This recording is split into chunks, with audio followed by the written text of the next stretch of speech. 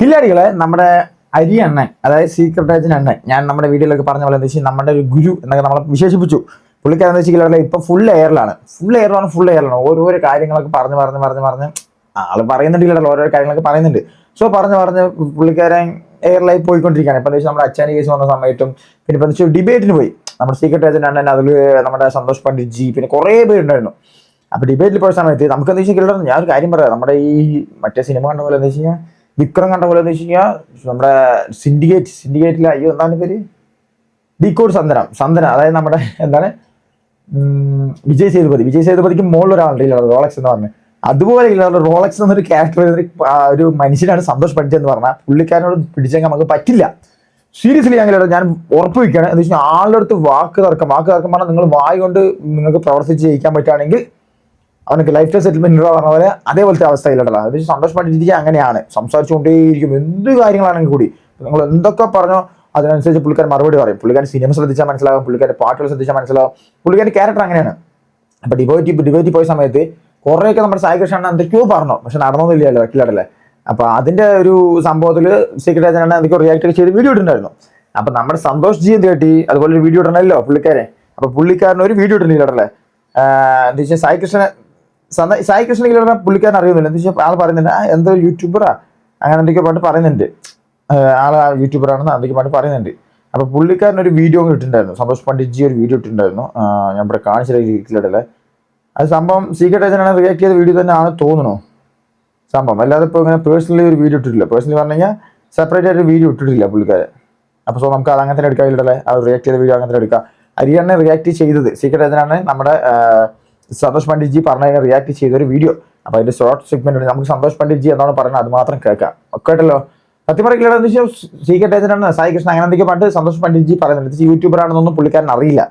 ഡിബേറ്റിന് ഒന്ന് സ്വാഭാവിക ഒരു ഡിബേറ്റ് എന്ന് പറയുന്നത് നമ്മൾ സംവാദത്തിന് പോവാണ്. ഇപ്പൊ നോർമലി ചർച്ചയ്ക്ക് പോവുകയാണെങ്കിൽ അവിടുന്ന് പേയ്മെന്റ് കാര്യങ്ങളൊക്കെ കിട്ടും. എന്ന് വെച്ചാൽ നമ്മൾ എങ്ങനെയാണ് പൊസിഷൻ അതിനനുസരിച്ച് നമുക്ക് പേയ്മെന്റ് അത്ര വെച്ച് കിട്ടും. അപ്പൊ സോ അതൊക്കെ പറയുന്നുണ്ട്, നമുക്ക് എന്തായാലും ഒരു വീഡിയോ കാണാം, അതിന് ഞാൻ ബാക്കി പറയാം. ഓക്കെ, നമസ്കാരം, സന്തോഷ് പണ്ഡിറ്റാണ്.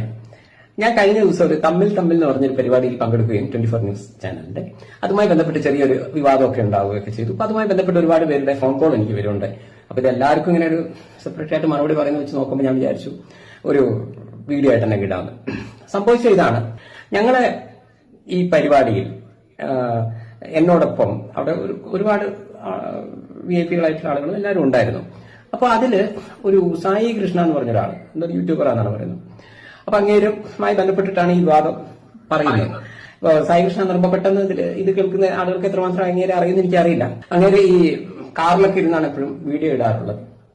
ഒന്നുകിൽ കാറിലുണ്ടാവും, അല്ലെങ്കിൽ ഇങ്ങനെ ബഹിരാകാശത്തുണ്ടാവും.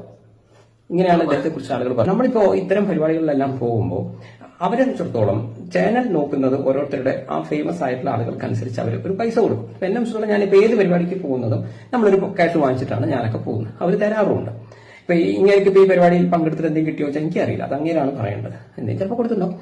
കഴിവും സെലിബ്രിറ്റിയുമായിട്ടുള്ള ആളുകൾക്ക് അവർ പണം കൊടുക്കാറുണ്ട്, അതില്ലാത്തവർക്ക് അവർ കൊടുക്കാറുമില്ല. അപ്പൊ ഇയാൾ എന്താണ് ഇയാളെ അവസ്ഥ എന്നുള്ളത്, ഇയാൾ ഒരു വലിയൊരു സംഭവമാണെന്നുള്ള രീതിയിലൊക്കെയാണ് അവിടെ സംസാരിച്ചുകൊണ്ടിരുന്നത്. അപ്പൊ എനിക്ക് അറിയില്ല, ചിലപ്പോൾ എന്നെ കാട്ടിയൊക്കെ പേയ്മെന്റ് ഒക്കെ കിട്ടിയിട്ടുണ്ടോ എനിക്കറിയില്ല. എന്തായാലും കഴിവുള്ളവർക്ക് അവർ പേയ്മെന്റ് കൊടുക്കാറുണ്ട്. അപ്പൊ ഞാനും പേയ്മെന്റ് വാങ്ങിച്ചിട്ടാണ് പോകുന്നത്. അപ്പൊ നമുക്കൊരു പരിപാടിയെ കുറിച്ച് വേറെ ഒന്നും നമുക്ക് പറയാനില്ല. സായി കൃഷ്ണ എന്ന് പറഞ്ഞ ഇങ്ങനെ പറഞ്ഞു നമ്മുടെ സിനിമയെ കുറിച്ച് കുറച്ച് മോശമായിട്ടുള്ള ചില കമന്റ്സ് ഇയാൾ പറയുന്നുണ്ടായി. ശരി, അതായത് അങ്ങനെ ഉദ്ദേശിച്ച് ഞാൻ മനസ്സിലാക്കുന്നത് ഇപ്പോ 250 കോടിയുടെ ബാഹുബലിയോ അല്ലെങ്കിൽ ജുറാസിക് പാർക്കോ അല്ലെങ്കിൽ ഇതെല്ലാം വലിയ വലിയ സിനിമകളുമായിട്ടൊക്കെ കമ്പയർ ചെയ്യുമ്പോൾ സന്തോഷ് പണ്ഡിറ്റിന്റെ വടക്കേര് മൂന്നാം കിട എന്നാണ് ഇങ്ങനെ ഉദ്ദേശിച്ചത്. ശരി, അപ്പോൾ നമ്മളിത് മറുപടി പറയണം. അപ്പൊ ഞാൻ പറഞ്ഞു, ഞാൻ സത്യം പറയാം ഇയാൾ ആദ്യമായിട്ടാണ് കാണുന്നത് അവിടെ വെച്ചിട്ട്. പിന്നെ അതിനുശേഷം ഇപ്പൊ ഞാൻ കുറച്ചൊക്കെ ഇയാളെ കുറിച്ച് പഠിച്ചിട്ടോ. അതുവരെ എനിക്ക് ഇയാളെ കുറിച്ച് കൂടുതൽ ഐഡിയ ഉണ്ടായിരുന്നില്ല. ഏതോ ഒരു സായി കൃഷ്ണ അങ്ങനെ വിചാരിച്ചു. അപ്പൊ ഇയാൾ യൂട്യൂബറാണ് അതിന്റെ ഇടയിൽ കൂടെ അങ്ങനെ പറയുന്നതെന്ന് ഞാൻ മനസ്സിലാക്കിയത്. അപ്പൊ ഏതാണ്ട് ഇയാളുടെ യൂട്യൂബ് ചാനലിന്റെ ഇത് എന്താണ് ഒരു സീക്രട്ട് ഏജന്റ് അങ്ങനെ എന്തോ ആണ്. അപ്പൊ ഞാൻ പറഞ്ഞു, ഒരു മൂന്നാം കിട ചാനൽ കൊണ്ട് നടക്കുന്ന നിങ്ങൾ വളരെ അധികാരിയായിട്ടും സംസാരിക്കേണ്ട എന്നുള്ള രീതിയിൽ ഇങ്ങേരോട് പറഞ്ഞു. അപ്പൊ മൂന്നാം കിട ചാനൽ എന്നൊക്കെ കേട്ടപ്പോ ഇങ്ങനെ കാകെ ഒരു കൺഫ്യൂഷൻ കേട്ടോ. അല്ല കാകെ വിഷമോ, അല്ല അതെന്താണ്, എന്ത് പരിപാടിയാണ്, ഇതെന്താ ഞാൻ പറയുന്നത്. ഒരു കാര്യത്തെ നമ്മൾ എങ്ങനെയാണ് വിലയിരുത്തേണ്ടത്. ഇപ്പൊ ഏഷ്യാനെറ്റ് ചാനലായാലും അല്ലെങ്കിൽ മനോരമ ചാനൽ അല്ലെങ്കിൽ മാതൃഭൂമി ചാനലായാലും അല്ലെങ്കിൽ പറയുന്ന 24 ന്യൂസ് ചാനലാണെങ്കിലും അവരുടെ വ്യൂവേഴ്സുമായിട്ട് കമ്പയർ ചെയ്യുമ്പോൾ അവർ 50 lakhs പ്ലസ് വ്യൂവേഴ്സ് ഫോളോവേഴ്സ് ഉള്ള ഒരു ചാനലും ഇയാളുടെ ചാനലുമായിട്ട് കമ്പയർ ചെയ്താൽ ഇയാളത് മൂന്നാം കിടയല്ലേ എന്നാണ് ഞാൻ. കാരണം ഇയാൾ എന്റെ സിനിമയെ 250 കോടിയുടെ സിനിമയുമായിട്ട് കമ്പയർ ചെയ്യുമ്പോൾ എനിക്ക് സ്വാഭാവികമായും ഇയാളുടെ ചാനലിന്റെയും മറ്റുള്ള വലിയ ചാനലായിട്ട് കമ്പയർ ചെയ്യാലോ. ഏത് കാര്യത്തിന്റെ ഒരു എന്താണ്, നമ്മൾ അതിനെ എന്തുമായി കമ്പയർ ചെയ്യും? അപ്പോൾ ക്ലിയർ അതാണ് സംഭവം. അതിനുശേഷം സായി കൃഷ്ണ എന്തൊക്കെ പറയുന്നുണ്ട്, അത് ഞാൻ വെക്കുന്നില്ല, അത് നിങ്ങൾ ആളുടെ ചാനലിൽ പോയി കണ്ടാൽ മതി. അപ്പം ഞാനും പറഞ്ഞത് വെച്ചാൽ നമ്മുടെ റോളക്സ്, അതായത് സന്തോഷ് പണ്ഡിറ്റ് ജി പറഞ്ഞതോട് ഞാൻ യോജിക്കുകയാണ്. അത് സംയോജിക്കുക, ആ ഡിബേറ്റിന് പോയ സമയത്ത് ഇപ്പോൾ സായി കൃഷ്ണ പറഞ്ഞു എന്ന് വെച്ച് കഴിഞ്ഞാൽ ഇങ്ങനത്തെ പടമൊക്കെ അങ്ങനെയാണ് ഇങ്ങനെയാണെന്നൊക്കെ പറഞ്ഞിട്ട് എൻ്റെ ബാഹുബലിയൊക്കെ ഉപയോഗിച്ച് കമ്പയർ ചെയ്തൊന്നും പറയുന്നത് കേട്ടു. ഞാൻ ആ ഡിബേറ്റ് കണ്ടിട്ടില്ല. അപ്പോൾ ഈ ജി നമ്മുടെ സന്തോഷ് ജി പറഞ്ഞതാണ് ഞാൻ കേട്ടത്, ഇപ്പോൾ ഈ ഒരു സംഭവം പറഞ്ഞത് കേട്ടത്. സോ അങ്ങനെ കമ്പയർ ചെയ്യുകയാണെങ്കിൽ നമ്മുടെ ഹരിയാണയുടെ ചാനൽ, അതായത് സീക്രട്ട് ഏജന്റിന്റെ ചാനൽ നമ്മൾ മറ്റു ചാനൽ വെച്ച് കമ്പയർ ചെയ്യേണ്ടതല്ലേ എന്നാണ് സന്തോഷ് ജി പറഞ്ഞത്. അതിനോട് ഞാൻ യോജിക്കുന്നു. മനസ്സിലായില്ലേ?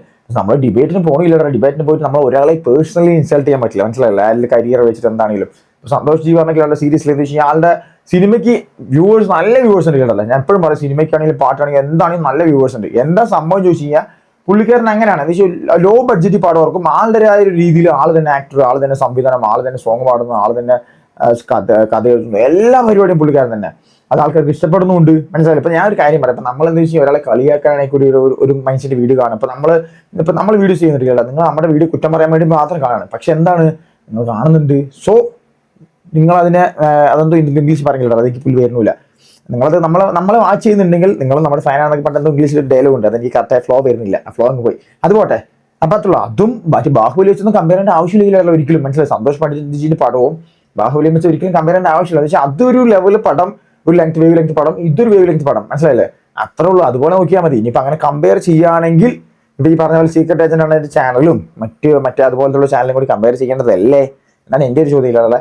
എന്തായാലും ഞാൻ കമന്റൊക്കെ ശ്രദ്ധിച്ചതിൽ സീക്രട്ട് ഏജന്റ് അണ്ണാക്കിൽ കൊടുത്തു എന്നൊക്കെ പറഞ്ഞൊരു കമന്റ് കാര്യങ്ങളൊക്കെയാണ്. സീരിയസ്ലി ഞാൻ പറയാലോ, എന്ന് വെച്ചാൽ സീക്രട്ട് ഏജന്റ് ആണ് ഇപ്പൊ സന്തോഷ് പണ്ഡിറ്റ് ജി ആയിട്ട് സംസാരിച്ച് പിടിച്ചിരിക്കാൻ പറ്റില്ല.